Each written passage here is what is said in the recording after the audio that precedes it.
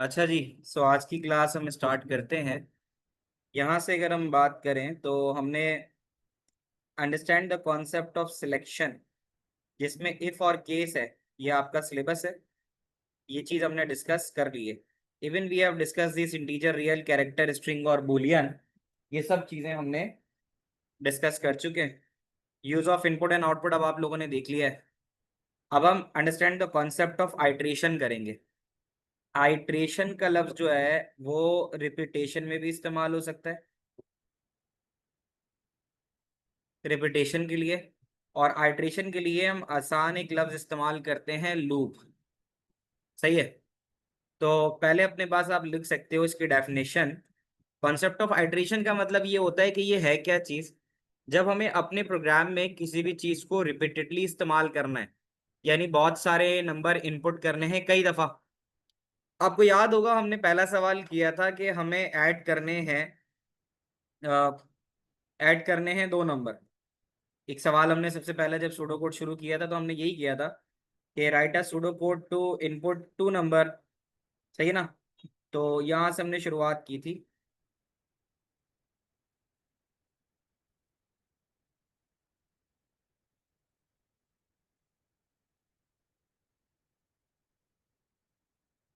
Two numbers के लिए। तो हमने जो शुरुआत की थी वो ये की थी कि भाई दो नंबर अगर ऐड करने हैं, तो आपने सिंपल इनपुट लिखना है और नम वन नम टू लिखना है। सम करवा देना है नम वन को प्लस नम टू में, और आउटपुट सम कर देना है। ये एक हमने बहुत सीधा सा प्रोग्राम किया था। बट अगर मैं सवाल करूं कि write a pseudo code to input number 10 times, अगर मुझे नंबर 10 दफा इनपुट करना है, ठीक है, 10 दफा इनपुट करना है, तो फिर मैं क्या करूंगा। हमारे पास जो हमने अब तक की बात की, हमने कहा यार अगर दो नंबर या तीन नंबर इनपुट करने हैं तो हम वो अलग अलग वेरिएबल में कर सकते हैं।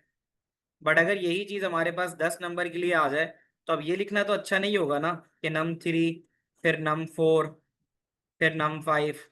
इस तरह अगर वो बोले 50 बच्चों का करो, तो फिर 50 बच्चों के लिए क्या हम 50 दफा नम वन नम टू से लेकर नम 50 तक लिखेंगे? ऐसा नहीं है ना। तो फिर हमें सोचना होगा कि यार हमारे पास ऐसी क्या चीज है जिससे हम नंबर को इनपुट कर सकें या कोई भी वैल्यू इनपुट कर सकें जितनी दफा हम चाहें। उसके लिए हमारे पास एक कॉन्सेप्ट आता है, द कॉन्सेप्ट ऑफ आइट्रेशन या रिपीटेशन। ठीक है, रिपीटेशन। सर अगर हम वाइल लूप यूज करेंगे, अम्मार मैं आज वाइल पढ़ा नहीं रहा, आज मैं फॉर पढ़ा रहा हूँ, है ना। तो बिल्कुल सारी चीजें पढ़ाऊंगा, but we are starting with iteration. Iteration का मतलब ये होता है कि आपको अपने प्रोग्राम में अगर रिपीटेशन करनी है, कोई भी वैल्यू रिपीट करनी है, तो फिर आप कॉन्सेप्ट ऑफ आइट्रेशन का इस्तेमाल करोगे। और आइट्रेशन में जो पहली चीज है वो है counter control loop. Iteration means के किसी भी चीज को आइट्रेशन मीन्स किसी भी चीज को अगर आप रिपीट करना चाहते हो, तो फिर आप आइट्रेशन का लफ्ज इस्तेमाल करते हो। आज हम बात करेंगे about the counter control loop. अब काउंटर कंट्रोल लूप क्या होता है, इसको आप यहाँ देख सकते हो। It has been given here कि कंडीशनल तो हम पढ़ चुके थे, ठीक है। तो काउंटर कंट्रोल लूप की अगर हम बात करें, तो यहाँ आप देख सकते हो हेयर। मैं एक डेफिनेशन आपको लिख के देता हूँ और वो आप लिख लो यहाँ पर अपने पास नोट्स में। चैप्टर नंबर 7 में, this is chapter number 7 pseudocode notes hard copy, page number 3। इसमें एक डेफिनेशन आपको लिखवा रहा हूँ आइट्रेशन की। इसको रिपीटेशन भी कहते हैं और इसके लिए लूप की टर्म भी इस्तेमाल करते हैं। अच्छा। तो आइट्रेशन के अंदर अगर हम बात करें, सो द डेफिनेशन सेज कि loop is a technique loop is a technique that repeat itself that repeats itself for specified specified number of times. Loop एक ऐसी टेक्निक है जो अपने आप को रिपीट करती रहती है स्पेसिफाइड नंबर ऑफ टाइम्स तक। ये इसकी डेफिनेशन अपने पास नोट कर लो।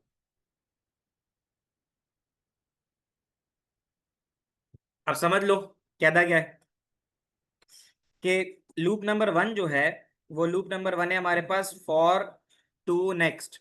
तीन लूप पढ़ेंगे हम। यहाँ आपने देखा सिलेबस में काउंटर कंट्रोल लूप की बात कर रहा है। ये काउंटर कंट्रोल लूप ही हमारा फॉर नेक्स्ट होता है। फॉर, ठीक है, टू और नेक्स्ट, आज हम इसी लूप के ऊपर बात करेंगे। तो काउंट कंट्रोल लूप को हम इसलिए इस्तेमाल करते हैं क्योंकि ये फाइनाइट नंबर ऑफ टाइम्स तक चलता है। What is the definition of iteration? ये रही बेटा। आइट्रेशन का मतलब है कि कोई चीज अगर आपके पास, इसकी डेफिनेशन ये है कि it is a technique that repeat itself for specified number of time. तो लूप का मतलब ये होता है कि अगर हम किसी भी चीज को रिपीटेडली परफॉर्म कराना चाह रहे हैं तो फिर हम लूप का इस्तेमाल करते हैं। तो इसमें काउंटर कंट्रोल वो होता है जो फिक्स नंबर ऑफ टाइम्स तक चलता है, जिसकी आइट्रेशन फिक्स्ड होती है। फिक्स से मुराद कि भाई 1 से लेकर 10 तक चलेगा, इस चीज को हम फिक्स कहते हैं। इस चीज को हम फिक्स कहते हैं। पहले अपने पास नोट कर लो यहाँ पे कि यहाँ जैसे आपको एक सवाल मैंने बताया था, वो तो एग्जाम्पल के तौर पे था। तो सबसे पहले आप ये करो, sir only for to loop is finite. बिल्कुल ऐसा ही है कि फॉर लूप ही फाइनाइट है, बाकी लूप फाइनाइट नहीं है, वो अलग होते हैं, उसके बारे में बाद में बात होगी। तो आप अपने पास लिखो कि यहाँ पे सबसे पहले हम बात करते हैं किसकी, फॉर टू नेक्स्ट की। और फॉर टू नेक्स्ट क्या है? फॉर टू नेक्स्ट हमारे पास loop number one. For next का तरीकेकार क्या होता है, इसका स्ट्रक्चर समझ लो। इसका स्ट्रक्चर ये होता है कि हम लिखते हैं फॉर। इसका स्ट्रक्चर इस तरह से होता है कि हम लिखते हैं फॉर,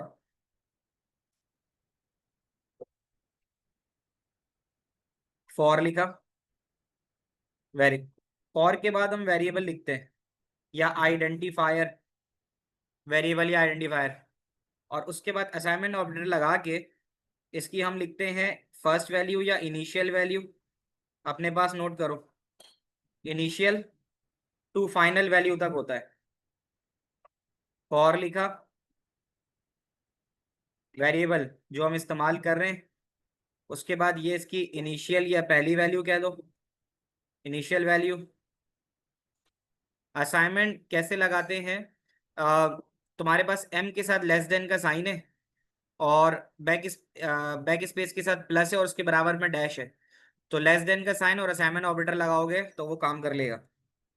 फिर टू लिखते हैं और उसके बाद यहाँ इसकी लिखी जाती है फाइनल वैल्यू। ये है तुम्हारे पास फॉर लूप का स्ट्रक्चर, लिख लो। और उसके बाद बीच में जो चीज लिखी जाती है उसको आप बोलते हैं स्टेटमेंट। बीच में जो चीज लिखी जाती है उसको बोलते हैं स्टेटमेंट। स्टेटमेंट से मुराद इसके बीच में जो भी चलाना चाहते हो वो बीच में लिख दो। और फिर आप लिखो नेक्स्ट, और नेक्स्ट के बाद आप लिख दो वो वाला वेरिएबल जो आपने फॉर के साथ इस्तेमाल किया है। बेटा आप लोगों को समझ में आ रहा है? मुझे बताओ। अभी तक मैंने ये बताया कि हम एक रिपीटेशन, जब हमें अपने प्रोग्राम में कई दफा किसी भी चीज को रिपीट करने की जरूरत पड़ जाती है तो हम वहां पे लूप का इस्तेमाल करते हैं। तीन तरह के लूप होते हैं, एक फॉर, एक वाइल और रिपीट।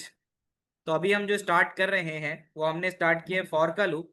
फॉर का लूप ऐसा होता है कि फॉर लिखते हैं, ठीक है, फॉर लिखते हैं, फिर उसका वेरिएबल लिखते हैं, उसकी इनिशियल वैल्यू, फिर उसकी फाइनल वैल्यू और स्टेटमेंट जो कुछ उसमें चलानी है, और उसके बाद नेक्स्ट। लूप्स में वेरिएबल डिक्लेयर करना होता है? नहीं, वेरिएबल डिक्लेरेशन हमेशा, वेरिएबल डिक्लेरेशन हमेशा ऑन द टॉप एक ही दफा होती है। अब ये मैंने तुम्हें ग्रुप पे शेयर कर दिया है इसका स्ट्रक्चर, इसलिए कि मैं इसका कोड अब लिखने के लिए जा रहा हूँ so that you guys can see the code of it कि ये कैसे काम करता है। ठीक है, हाशिम अली तुम्हारी चैट इनेबल हो गई, जरा चेक करो बेटे।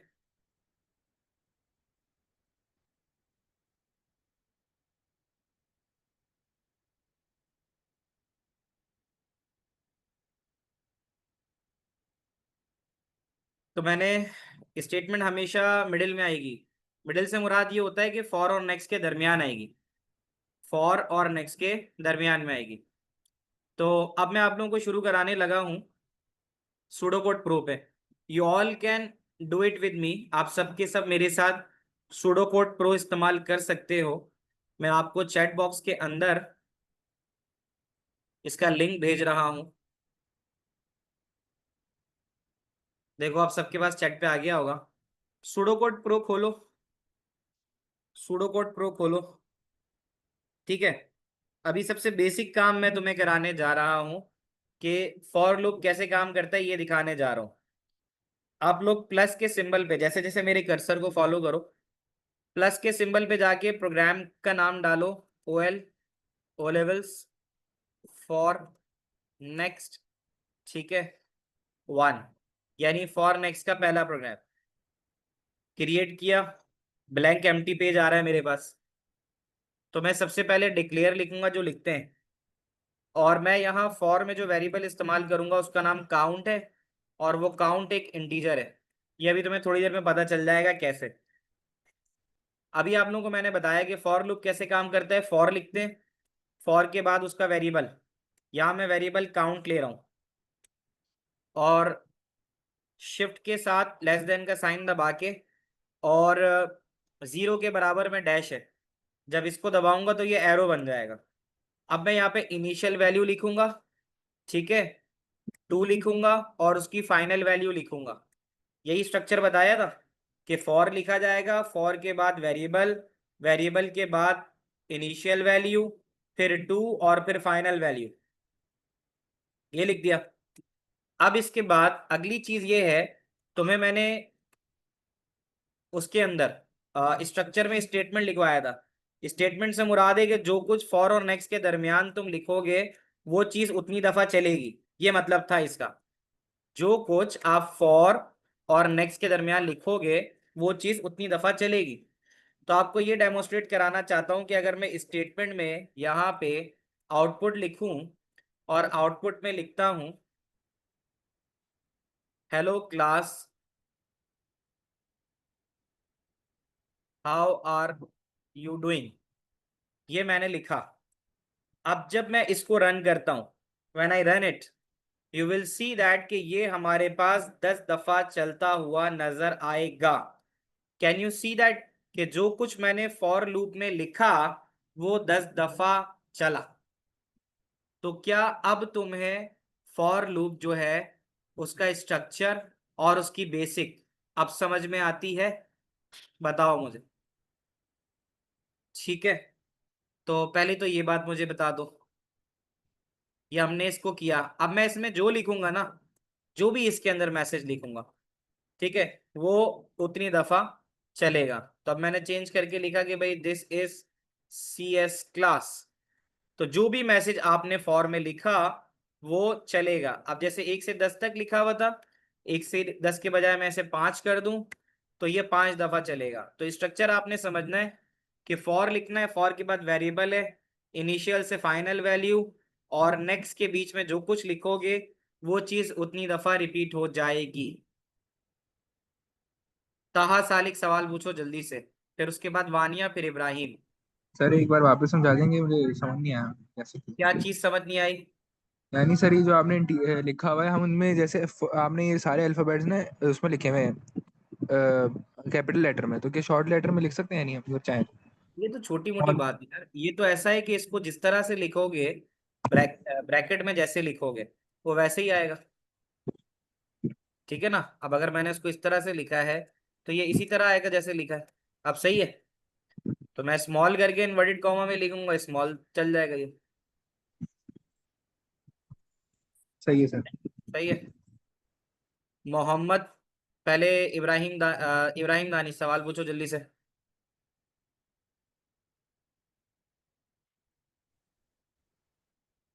इब्राहिम दानिश। अस्सलाम वालेकुम सर। वालेकुम अस्सलाम। सर, ये आपने एरो बनाया ना, ये एरो आप बताएंगे कैसे बनाया आप? कैसे? तुम्हारे कीबोर्ड ये में एम के साथ लेस देन का साइन है? एम के साथ यस है। हाँ, शिफ्ट के साथ वो दबाओ तो एरो बन जाएगा, मतलब एरो का हेड बन जाएगा, बन गया। नहीं सर, नॉर्मल वाला ही आ रहा है, लेस देन का साइन। लेस देन आ रहा है ना, बस सही है। उसके बाद जीरो के बराबर में डैश है, ऊपर जाओ लैपटॉप या कीबोर्ड पे, जीरो के बराबर में डैश का साइन है, वो यस। वाला बटन दबाओ, अब एरो बन गया। हाँ ओके सर। ठीक है, हयात खान आप सवाल पूछो बेटा। यही सवाल था एरो के बारे में। किसके बारे में? एरो के बारे एरो। में। हो गया। हाँ हो गया। ठीक है चलो, ये तो बेटा एक हमने छोटी सी चीज की ना, अब हम आगे करेंगे हमें और अच्छा समझ में आएगा। तो अब हम एक काम करते हैं, अब हम इसको थोड़ा चेंज करते हैं। मैं यहाँ पे तुम्हें एक चीज बताता हूँ, उसको अपने पास नोट करो पहले। बल्कि काम करते हैं, ये तो हमें समझ में आ गया। अब आप लोग ये करो कि अब आप दोबारा से प्लस पे क्लिक करो, दोबारा से प्लस पे क्लिक करो, और अब हम एक और कोड बनाते हैं। प्लस पे क्लिक करो और यहाँ लिखो OL, और उसके बाद लिखो टेबल, TABLE, टेबल। टेबल, अब ये टेबल क्या है? टेबल में यही लिखो, बजाय उधर लिखने के आप लिखो write as pseudo code, write as pseudo code to input a, to input a number and output its table. आप एक नंबर इनपुट करो और उसका टेबल बनाओ। मिसाल के तौर पे, अगर आपने नंबर इनपुट किया, if you have given value of number, यानी नंबर अगर आपने इनपुट किया और वो नंबर था तुम्हारे पास लेट्स सपोज 9, तो तुम्हारे पास जो टेबल प्रिंट होगा वो ऐसा होना चाहिए, 9 मल्टीप्लाई बाय 1 इक्वल्स टू 9। ये मुझे चाहिए कि आप बनाओ। इसमें मुझे कौन हेल्प आउट करेगा? अब हम ये वाला सवाल करने के लिए जा रहे हैं। तो रेज योर हैंड और सबसे थोड़ा थोड़ा पूछेंगे, ठीक है? तो हम स्टार्ट करते हैं उमर से। उमर आप बताओ सबसे पहले क्या करूं उमर? सर सबसे पहले डिक्लेयर करेंगे इसे इंटीजर। शाबाश, DECLARE डिक्लेयर करेंगे, आगे बोलो। फिर हम फॉर का लूप डालेंगे। चलो अभी हम अगर एक डिक्लेयर को खाली भी छोड़ दें तो उसके बाद जो भी वेरिएबल आएंगे वो ऊपर लिख देंगे। तो फॉर का लूप शुरू करते हैं, ठीक है? फॉर के हम लूप हम हम उतनी बार करेंगे रिपीट जितने टाइम्स टेबल तक हमें चाहिए। अमूमन 10 तक चाहिए होता है, ऐसा ही है। जी सर। तो हम लिख सकते हैं फॉर काउंट बराबर है 1 to 10, सही रहेगा? जी सर, ठीक सर। और काउंट एरो 1 to 10, इससे ये होगा कि काउंट की वैल्यू 1 से लेकर 10 तक चलेगी। क्या ये बात सही है? जी सर। शाबाश। अगला काम क्या करें? सर फिर हम इनपुट लेंगे। अब ये तुमने बड़ी अच्छी बात कही कि हम इनपुट लेंगे, बट मैं यहाँ साथ साथ एक बात बताऊं कि अगर मैंने इसके अंदर इनपुट लिया, अच्छा इनपुट लेना है हमें वो नंबर जिसका टेबल चाहिए, ऐसे ही है? जी सर। तो बट मसला ये आएगा कि अगर हम इसे लूप के अंदर लेंगे तो ये तो 10 दफा नंबर पूछेगा। क्या टेबल नंबर इनपुट लेने के लिए 10 दफा पूछना चाहिए? नहीं सर। देखो ना, अगर तुम मुझसे बोलोगे कि सर टेबल सुनाए, तो मैं बोलूंगा किसका सुनाऊं, तुम बोलोगे सर 7 का सुनाए, तो एक ही दफा सवाल पूछे जाओगे ना कि 7 का जी सर। सुनाना है। इसका मतलब है कि ये जो नम की वैल्यू है इसे लूप से बाहर कर देना चाहिए, क्या कहते हो? जी सर, सही है। ये हमने लूप से बाहर कर दिया, ठीक है। Thank you so much Umar, यहाँ तक सारी चीजें बताने के लिए। अब आते हैं you are Mohammad. Welcome sir. हाँ मोहम्मद अरहम, आप बताओ आगे बेटा। सबसे पूछेंगे, सबको मौका देंगे। मोहम्मद अरहम, जी सर। आगे बताओ बेटे। जी सर। डिक्लेयर जी जी फॉर काउंट थोड़ा माइक वन के टू करीब टेन आ जाओ, माइक के करीब आ जाओ। जी जी सर, अब हाँ आवाज आ रही है? बेहतर है, आगे बोलो बेटा। हाँ जी। आगे क्या करूँ? जी सर, ये इनपुट नम करेंगे फॉर काउंट 1 to 10, देन फिर हम लोग एक मिनट। तुम्हें नहीं लगता कि हमें नम को मल्टीप्लाई करा देना चाहिए काउंट के बाय साथ? 9। जी नहीं करना, काउंट के साथ। जी सर, करना पड़ेगा। है ना?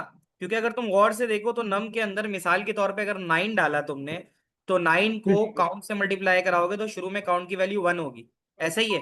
तो 9 1 हो जाएगा, जी सर। हो जाएगा। और उसको उठाकर अगर हम स्टोर करा दें लेट सपोज रिजल्ट के नाम के वेरिएबल में, तो उससे क्या होगा, 9 सर 1 लेकिन 9 डिक्लेयर करके करना वो रिजल्ट पड़ेगा में चला जाएगा, मुझे सर, डिक्लेयर भी तो करना पड़ेगा। है ना। हाँ वो तो कर लेते हैं, मसला नहीं है। मतलब हमें ये तो पता चल जाए कि हम सही कर रहे नहीं कर रहे। जैसे मैंने तुम लोगों से पूछ पूछ के बनाया कि नम के अंदर अगर 9 है तो नम का 9 ये रहा जो मैंने अभी हाईलाइट किया। काउंट के अंदर शुरू में 1 आएगा तो पहली वैल्यू 1 से 9 1 9 हो जाएगा, और उन दोनों को मल्टीप्लाई करा के हम रिजल्ट के वेरिएबल में डाल देंगे तो अब हमारा रिजल्ट भी 9 हो जाएगा। क्या ये बात सही समझ में आई आप लोगों को स्टेप बाय स्टेप? जी सर, बिल्कुल राइट।